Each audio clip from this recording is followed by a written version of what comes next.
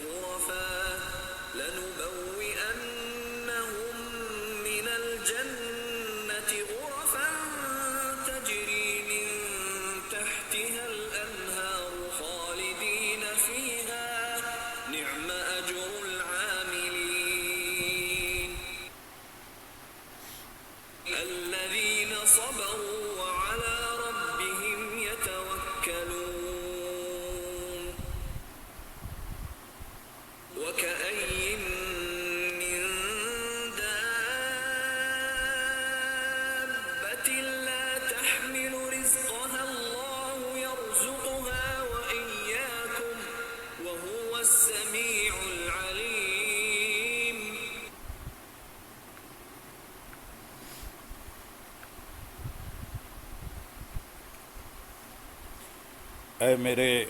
مومن بندو، بے شک میری زمین وسیع ہے تو میری ہی بندگی کرو۔ اس آیت کا معنی یہ ہے کہ جب مومن کو کسی سرزمین میں اپنے دین پر قائم رہنا اور عبادت کرنا دشوار ہو تو اسے چاہیے کہ وہ ایسی سرزمین کی طرف ہجرت کر جائے جہاں آسانی سے عبادت کر سکے اور وہاں دین کی پابندی میں دشواریاں درپیش نہ ہوں۔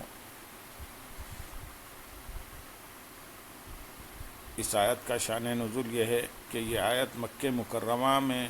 موجود ان کمزور مسلمانوں کے حق میں نازل ہوئی جنہیں وہاں رہ کر اسلام کو ظاہر کرنے میں خطرے اور تکلیفیں تھیں اور وہ انتہائی تنگی میں تھے۔ انہیں حکم دیا گیا کہ میری بندگی تو ضروری ہے، یہاں رہ کر نہیں کر سکتے تو مدینہ کی طرف ہجرت کر جاؤ، وہ وسیع ہے اور وہاں امن بھی ہے۔ ہجرت سے متعلق احکام کی معلومات حاصل کرنے کے لیے سورہ نساء آیت نمبر 97 کی تفسیر ملاحظہ فرمائیں۔ آیت نمبر 57 میں ارشاد ہے، ہر جان کو موت کا مزہ چکھنا ہے، پھر ہماری ہی طرف تم پھیرے جاؤ گے۔ ارشاد فرمایا کہ ہر جان کو موت کا مزہ چکھنا ہے اور اس دار فانی کو چھوڑنا ہی ہے، پھر مرنے کے بعد ثواب و عذاب اور اعمال کی جزا کے لیے ہماری ہی طرف تم لوگ پھیرے جاؤ گے، تو تم پر لازم ہے کہ ہمارے دین پر قائم رہو اور اپنے دین کی حفاظت کے راستے اختیار کرو۔ آیت نمبر 58 اور 59 میں ارشاد ہے، اور بے شک جو ایمان لائے اور انہوں نے اچھے کام کیے، ضرور ہم انہیں جنت کے بالا خانوں پر جگہ دیں گے جن کے نیچے نہریں بہتی ہوں گی، ہمیشہ ان میں رہیں گے۔ عمل کرنے والوں کے لیے کیا ہی اچھا اجر ہے، وہ جنہوں نے صبر کیا اور اپنے رب ہی پر بھروسہ رکھتے ہیں۔ اور بے شک جو ایمان لائے اور انہوں نے اچھے کام کیے، یہاں سے بطور خاص ہجرت کرنے والوں اور عمومی طور پر ہر نیک کام کرنے والے مسلمان کی جزا بیان کی جا رہی ہے۔ چنانچہ ارشاد فرمایا کہ بے شک جو لوگ ایمان لائے اور انہوں نے اچھے کام کیے، جن میں یہ ہجرت کرنا بھی داخل ہے، تو ضرور ہم انہیں جنت کے ایسے بالا خانوں پر جگہ دیں گے جن کے نیچے نہریں بہتی ہوں گی، اور وہ ہمیشہ ان بالا خانوں میں رہیں گے، اور اچھے عمل کرنے والوں کے لیے یہ کیا ہی اچھا اجر ہے۔ یہاں جنتی بالا خانوں کے اوصاف سے متعلق ہم دو احادیث پیش کریں گے۔ نمبر 1، حضرت ابو سعید خدری رضی اللہ تعالیٰ عنہ سے روایت ہے، نبی اکرم صلی اللہ علیہ وسلم نے ارشاد فرمایا،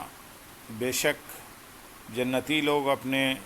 اوپر بالا خانے والوں کو ایسے دیکھیں گے جس طرح افق میں مشرق یا مغرب کی جانب کسی روشن ستارے کو دیکھتے ہوں، کیونکہ ان کے مقامات کے درمیان فرق ہوگا۔ صحابہ کرام رضی اللہ تعالیٰ عنہ نے عرض کی، یا رسول اللہ صلی اللہ علیہ وسلم، وہ تو انبیاء کرام علیہ الصلاۃ والسلام کی منزلیں ہیں، دوسرے وہاں کیسے پہنچ سکتے ہیں؟ ارشاد فرمایا، کیوں نہیں، اس ذات کی قسم جس کے قبضۂ قدرت میں میری جان ہے، وہ لوگ پہنچ سکیں گے جو اللہ تعالیٰ پر ایمان لائے اور رسولوں علیہ السلام کی تصدیق کی۔ دوسری حدیث حضرت علی المرتضیٰ کرم اللہ وجہہ الکریم سے روایت ہے، سید المرسلین صلی اللہ علیہ وسلم نے ارشاد فرمایا، جنت میں ایسے بالا خانے ہیں جن کا اندرونی حصہ باہر سے اور بیرونی حصہ اندر سے نظر آتا ہے۔ ایک دیہاتی نے کھڑے ہو کر عرض کی، یا رسول اللہ صلی اللہ علیہ وسلم، یہ بالا خانے کس کے لیے ہیں؟ آپ صلی اللہ علیہ وسلم نے ارشاد فرمایا، یہ اس کے لیے ہیں جس نے اچھی گفتگو کی، کھانا کھلایا، ہمیشہ روزہ رکھا، اور رات کے وقت جب کہ لوگ سو رہے ہوں اللہ تعالیٰ کے لیے نماز پڑھی۔ آیت میں آگے ارشاد ہے، وہ جنہوں نے صبر کیا اور اپنے رب ہی پر بھروسہ رکھتے ہیں، یعنی اچھے عمل کرنے والے وہ لوگ ہیں جنہوں نے تکلیفوں، مصیبتوں اور سختیوں پر صبر کیا، مشرکین کی ایذائیں برداشت کی، اور ہجرت کر کے دین کی خاطر وطن بھی چھوڑ دیا مگر دین اسلام کو نہ چھوڑا، اور یہ لوگ ایسے ہیں کہ اپنے تمام کاموں میں اللہ تعالیٰ پر ہی بھروسہ رکھتے ہیں۔ آیت نمبر 60 میں ارشاد ہے، اور زمین پر کتنے ہی چلنے والے ہیں جو اپنی روزی ساتھ اٹھائے نہیں پھرتے، بلکہ اللہ ہی انہیں اور تمہیں روزی دیتا ہے، اور وہی سننے والا جاننے والا ہے۔ اس آیت کا شان نزول یہ ہے کہ مکہ مکرمہ میں ایمان والوں کو مشرکین دن رات طرح طرح کی ایذائیں دیتے رہتے تھے۔ تاجدار رسالت صلی اللہ علیہ وسلم نے ان سے مدینہ طیبہ کی طرف ہجرت کرنے کو فرمایا، تو ان میں سے بعض نے عرض کی، ہم مدینہ شریف کیسے چلے جائیں؟ نہ وہاں ہمارا گھر ہے نہ مال، وہاں ہمیں کون کھلائے اور پلائے گا؟